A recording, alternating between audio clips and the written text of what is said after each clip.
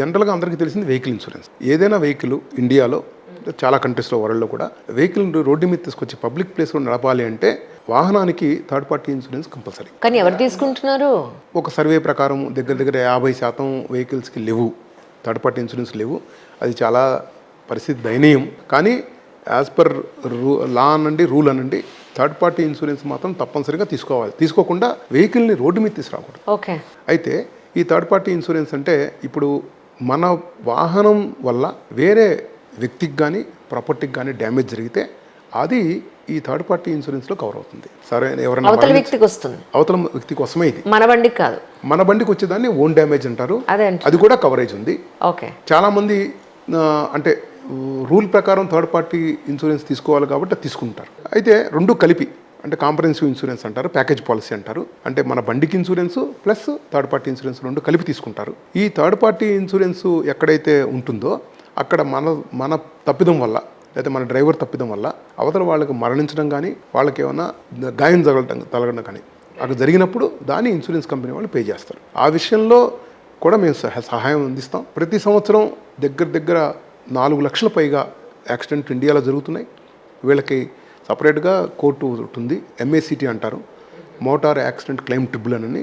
అక్కడ వాళ్ళ నష్టపరిహారం కోసం అక్కడ వాళ్ళని అప్రోచ్ అవ్వాలి. ఆ విషయంలో కూడా డిలే జరగకుండా అక్కడ ఏవైతే మేము సహాయ సహకారాలు ఇవ్వగలమో అది కూడా ఇవ్వగలుగుతాం. అలానే మోటార్ వెహికల్కి ఏదైతే నష్టం జరిగిందో అక్కడ కూడా మేము ఎక్కడైతే డిస్ప్యూట్స్ ఉన్నాయో, ఎక్కడైతే ఇన్సూరెన్స్ కంపెనీ డినే చేసిందో అక్కడ మేము సహాయం చేయగలం. రీసెంట్గా విజయవాడ ఫ్లడ్స్లో కూడా పాపులర్ షూ మార్ట్ వారి కారుకి ఇన్సూరెన్స్ కంపెనీ వాళ్ళు చాలా తక్కువ పరిష్కారం అమౌంట్ చెప్పారు. దాన్ని మాకు వాళ్ళు అప్రోచ్ అయ్యారు. మేము దాన్ని ఆ కంపెనీ వాళ్ళతో మాట్లాడి కంపెనీ వాళ్ళకి సరైన రీజన్స్ చెప్పి దాన్ని మేము క్లెయిమ్ సెటిల్ చేయించాం. పెద్ద వెహికల్ అండి అది, బెంజ్ కార్ అండి. 30 లక్షల రూపాయలు వాల్యూ ఉంది. దాన్ని IDV అంటారు. కంపెనీ వారు చాలా తక్కువ ఇస్తామంటే ఇది ఎక్కడైతే ఫ్లడ్ వల్ల టోటల్ లాస్ ఉందో అలా కంపెనీ వాళ్ళు తగ్గించే అవకాశం లేదు. అది ఎక్కడైతే టోటల్ లాస్ అంటారు అంటే వెహికల్ థెఫ్ట్ అవ్వడం కానీ, టోటల్గా పాడైపోవడం కానీ, ఇలాగా 6 అడుగులు 7 అడుగులు నీళ్ళలో పాడైపోవడం కానీ, లేదు ఒక గోతులో పడిపోతే దాన్ని మళ్ళీ తీసే అవకాశం లేకపోవడం కానీ, దీన్ని ఈ మొత్తాన్ని టోటల్ లాస్ అంటారు. వీటిల్లో ఇన్సూరెన్స్ కంపెనీ వాళ్ళు ఒప్పుకున్న అమౌంట్ పాలసీ మీద ఉంటుంది. దాన్ని IDV అంటారు. అంటే ఇన్సూరెన్స్ కంపెనీ వారు కస్టమర్ కలిసి ఒక వాల్యూని ఒప్పుకున్నారు. ఆ వాల్యూ మొత్తం పే చేయాలి. ఓకే. దానిలో ఒక డిడక్టబుల్ అని ఉంటుంది, ఒక 1000 రూపాయలు 2000 రూపాయలు వాహనం యొక్క దీన్ని బట్టి. అది కాక మొత్తం పే చేయాల్సిందే. అయితే ఇన్సూరెన్స్ కంపెనీ వాళ్ళు చాలా తెలివిగా అంటే వాళ్ళకి IDV ఎక్కడైతే ఉందో 10 లక్షలు 14 లక్షలు 15 లక్షలు థెఫ్ట్ అవ్వచ్చు, టోటల్ లాస్ అవ్వచ్చు, వాళ్ళు బేరం చేయడం మొదలు పెడతారు. మేము 14 లక్షలు ఉంటే 10 ఇస్తాము, 11 ఇస్తాము, మీ వెహికల్ ఓల్డ్ వెహికల్ 1 లక్ష కలిసి వచ్చినా కలిసి రావడమే అన్నట్టు. అక్కడ మేము వాళ్ళకి హెల్ప్ చేస్తున్నాము.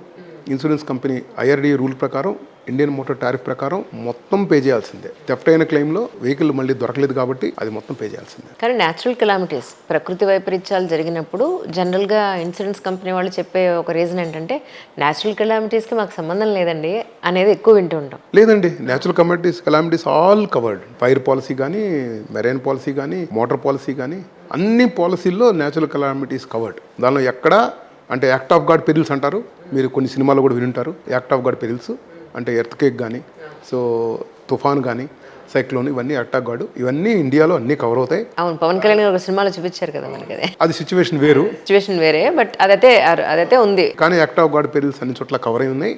వాటి పట్ల కూడా ఎటువంటి ఇబ్బంది లేదు. ఇబ్బంది ఉన్నా కానీ మేము తప్పనిసరిగా సహాయం చేయగలం. వాటికి తప్పనిసరిగా ఇన్సూరెన్స్ కంపెనీ వాళ్ళు పూర్తిగా డబ్బులు ఇవ్వాల్సిన అవసరం ఉంది. ఒకప్పుడు దాన్ని తీసే అవకాశం, యాక్ట్ ఆఫ్ గాడ్ పెరిల్స్ తీసే అవకాశం ఉంది పాలసీలో, దాన్ని కూడా మార్చారు. ఇప్పుడు తీసే అవకాశం లేదు, దానికి పూర్తిగా పే చేయాల్సిందే. కానీ జనరల్గా రోడ్డు మీద ఏ చిన్నదైనా పెద్దదైనా యాక్సిడెంట్ జరిగినప్పుడు వీళ్ళు కొట్లాడుకుని పోలీస్ స్టేషన్కి వెడితే ఫస్ట్ నీకు ఇన్సూరెన్స్ ఉందని అడుగుతారు. ఇన్సూరెన్స్ ఉంటే క్లెయిమ్ చేసుకోవా, ఎందుకు కేసు రిజిస్టర్ అది చేసుకోవడం అని అంటారు. లేదు, ఇన్సూరెన్స్ లేదు అని అంటే కనుక అక్కడ వీడు ఇవ్వడానికి ఇష్టపడ్డు, వాళ్ళు ఇప్పించడానికి ఇష్టపడరు. ఇది ఒక పెద్ద న్యూసెన్స్ అయిన సిచ్యువేషన్. సో ఇలాంటి సిచ్యువేషన్స్లో ఉన్న వాళ్ళకి మీరు ఏం అడ్వైస్ చేస్తారు సార్? అంటే ఈ ప్రస్తుతం ఇండియా కాదు ఎక్కడైనా కానీ వాహనం అనేది రోడ్డు మీద తీసుకురావాలంటే తప్పనిసరిగా ఇన్సూరెన్స్ చేసి ఉండాలి. అది సరైన పరిష్కారం. దీనికి ఇన్సూరెన్స్ లేకపోతే జనరల్గా దాని కోర్టుకు వెళ్ళి అక్కడి నుంచి డబ్బులు తెచ్చుకోవడం, అవతల వాళ్ళ మీద కేసెస్ తెచ్చుకోవడం చాలా కష్టతరమైన పని.